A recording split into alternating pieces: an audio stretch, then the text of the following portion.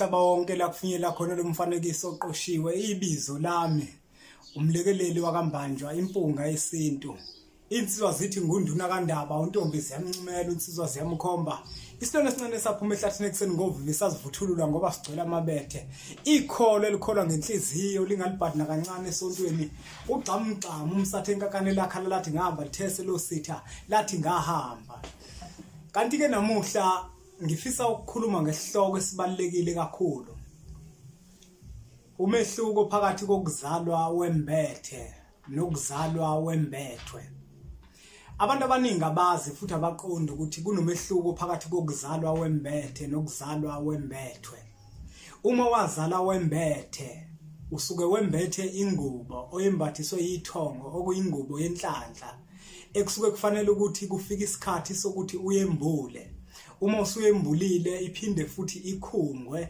uma kuukuthi leyo ngubo yalahleka kodwa uma ukuthi leyo ngubo wathi uzalwe yabisitholakele yakhona nje into ekhona ekhaya kusuke kufanele ukuthi ke leyo ngubo yakho ikhungwe emsamo wakini nasethongweni lakini ukuze ikwazi ukuthi isebenze ngendlela efanele kodwa ke manje siphinde sikhulume ngokwembathwa ngoba abantu abaningi bathi mabehamba bathola ukuthi bazalwa bembethe othola ukuthi kwesinye isikhathi umuntu uzathi mefika kubo bese umzalo wakhe athi mina ngiyakweshwama lokho awuzange wena uzala umbethe sithi mase sicubungula kahle thina bese siyabona njengencitha buchopho ukuthi lo muntu akazalwa ngembethe kodwa wazalwa embethwe kunomehluko ukuzalwa wembethe nokuzalwa wembethwe uma uzalwe wembethwe usukwembethwe umuntu omdala wembethwe yithongo ingaka abantu abaningi bake baphambanise bathi umuntu ozalwe embethe kusuke kuumuntu lo osuke newele kusuke kuyiwele lakhe leli lisuke likhona akunjalo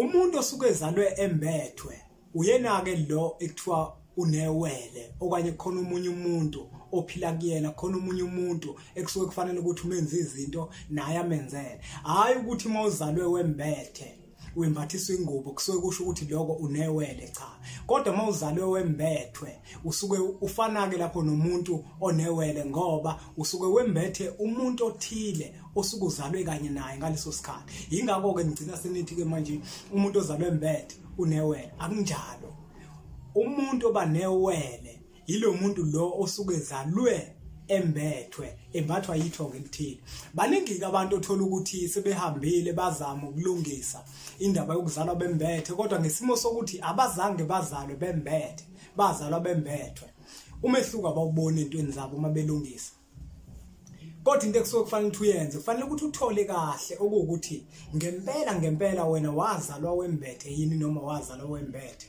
ngoba impunga yesintu namuhla isikutshelile umehluko phakathi kwalezi zinto zombili okukuzalwa wembethe kanjalo nokuzalwa wembethe uma wazalwa wembethwe into ekusuke kufanele ukuthi uyenze ukuthi ukhunge ithongo lakho lethongo ekuyilona elikwembethe ngaleso sikhathi ezintweni zonke ozenzayo ulikhumbule nalo lelo thongo bese uphinde uzicelele kulona ukuthi uyacela ukuthi ezintweni zakho ozenzayo likukhayinsele lethongo leli abelaphi bendabuko ke into eyenzakalayo hayi ukuthi mhlambe ngiyabashaya okanye ngiyabasola kodwa ngiyafisa ukuthi nabo baxhumane kakhulu nawe abamathongo abatshele ukuthi imuphi umehluko phakathi komuntu ozalwe embethe wembatha ingubo nomuntu ozalwe embethwe embathwa yithongo ngoba sebebaningi abantu abathi mabehamba bathi mabethola ukuthi webazalwa bembethe hayi ngoba bezalwa bembethe bonke kodwa iningi labo uthola ukuthi lizalwe lembathwa kuyinkinga ukuzalwa wembethwe umuntu kuyenzeka wembathwe umuntu othola ukuthi uthema uzalwa lowo muntu lo mhlambe kukhona ungahlambuluko okukhona phezukwakhe ugcine manje lo muntu esefika ngezinto eziwusizi phezukwakho kanti kusuke kufanele ukuthi manje uhambe imigudu ukwazi ukuthi lo muntu kube khona indlela ozomhlambulula ngayo ingaka abantu abaningi othola ukuthi bayasiza bathanda ukuthi baqale ngokugeza kuqala ngoba basuke benzela kona ukuthi lo muntu okwembethe baqale ngokumhlambulula kuqala phezukwakho ngenkathi uqala bona bekufaka emanzini ukuthi bakugeza ngaleyo ndlela noma ekuthela ngaleyo ntelezi usethela naloya muntu loya wakini lona wahamba naye engahlambulukile nalomuntu lo oseduze kwakho okuwukuthi manje akahlambulukile la sikhuluma ngomuntu ozalwe embethwe umuntu siyeza kulo ozalwe embethe. Ngenkathi ke manje bekuhlambulula bahlambulula naye lo muntu lona othema ozalwa wena wazalwa ekwembethe. Benzela ukuthi ke manje nake ahlambuluke naye le khona nawe bese ugcina into zakho ziyahlambuluka. Ngesizathu sokuthi kuyenzeka umuntu uthola ukuthi uyahamba emhlabeni inhlanhla unayo. Kodwa ngesizathu sokuthi manje umuntu omembethe umuntu ongahlambulukile kahle agcine manje izinto uthi uyazenza azenzeki uyazenza azenzeki. Ingoba lo muntu umefika kuyena njenga nomuntu omembethe ufika ngosizi ufika ngobumnyama akafiki ngokukhanya. Asibuyeke manje sizela kumuntu otheme izalwa wazalwa yena embethe. Umuntu otheme izalwa wazalwa embethe ingubo.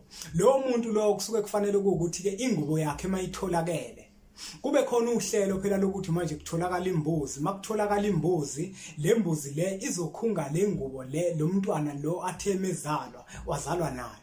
Kodwa mokuthi leyo ngubo leyo ayikho.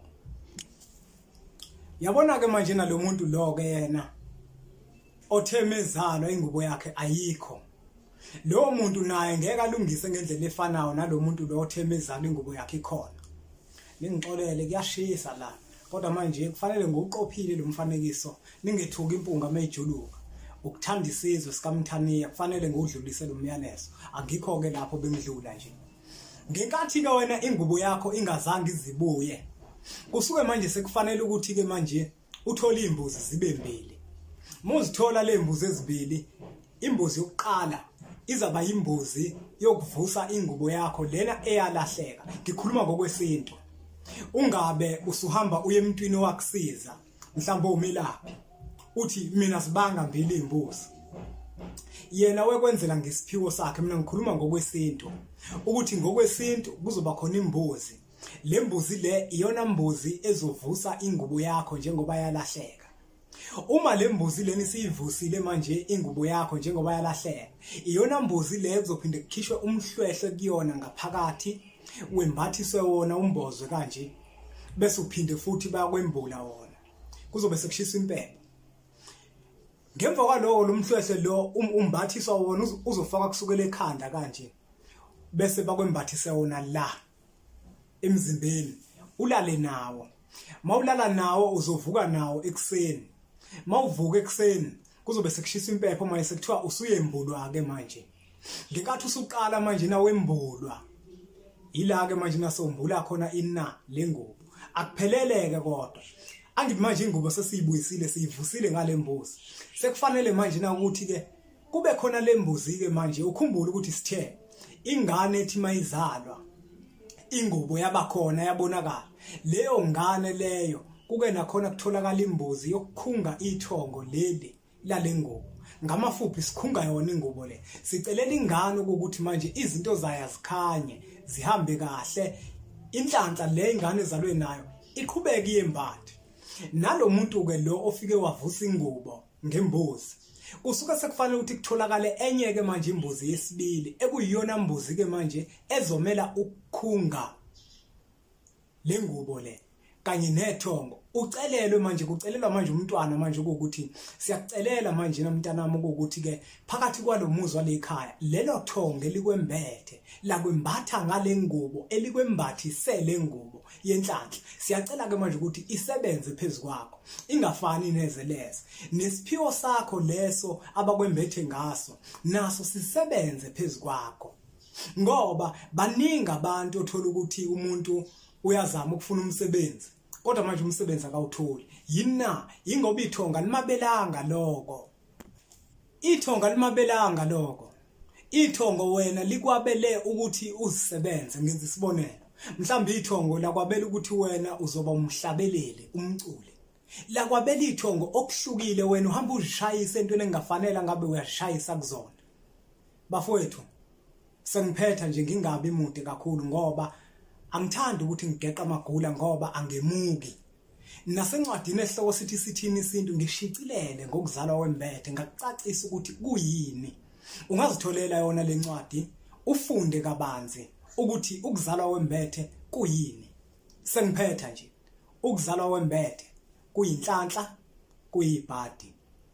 Kuyibhadi uma kuukuthi angeke wazilandela izinto ezilandelwa umuntu ozalwe embethe. kodwa kuyinhlanhla uma ukuthi uzokwazi ukulandela izinto ezilandelwa umuntu ozalwe embethe. Ithongo lakho lobe selikwazi ukuthi likukhanyisele ngemuva kokuba kusiyikhungile lengubo le. Emva kwaloko into eyobe seyenzeka ithongo lakho lobe selikhola ke manje ukuthi ke njengoba sewembulile ikuphi kufanele ukwenza. Kungabe kukhona impande ethile elifuna ukuyidla phezukwakho ukuze kupheleliswe konke. Kungabe lifuna ukungena emanzini, kungabe lifuna ukungena olwandle, kungabe lifuna ukuya empophomeni. Ilona elizabe selikukhanyisela.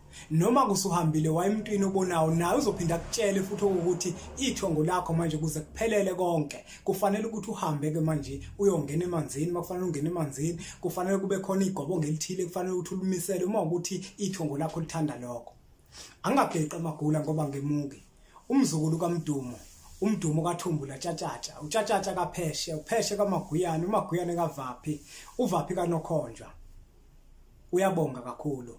Impunga yesintu asiphinde sitholane futhi komunye umfanekiso oqoshiwe la sikufundisa khona ngezinto ezithinta isintu sethu.